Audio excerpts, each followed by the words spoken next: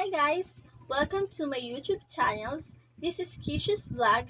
Today I'm gonna help you to how you fix your computer problem or like BIOS problem system. And now please watch this video. Today we're going to talk about how to repair corrupted BIOS firmware. If your BIOS firmware has become corrupted, there are few troubleshooting steps you can take to try to repair the corrupted BIOS.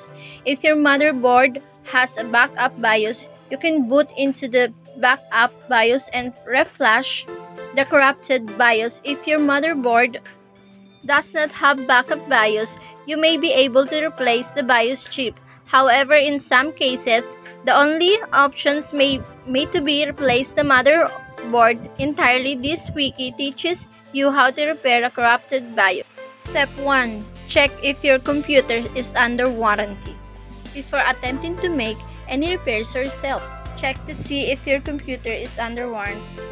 In many cases, simply opening your computer will void your warranty. If your computer is still under warranty, then it is recommended that you contact the point of sale or a manufacturer and have them repair your computer for you. Step 2. Boot from the backup BIOS, gigabytes, motherboard only. Please follow the method 1, method 2, and also the method 3.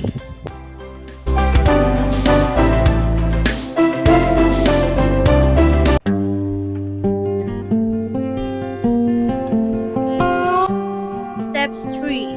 Remove the dedicated graphics card.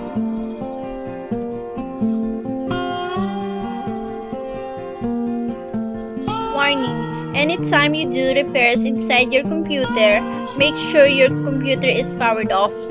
Be sure to keep your hands something metals outside your computer or wear static wristband to keep yourself grounded. This prevents static discharge that can cause permanent damage to your computer. Step 4. Reset the BIOS. In some cases, you may be able to fix problems with a corrupted BIOS by resetting the BIOS. You can do this one of the 3 ways.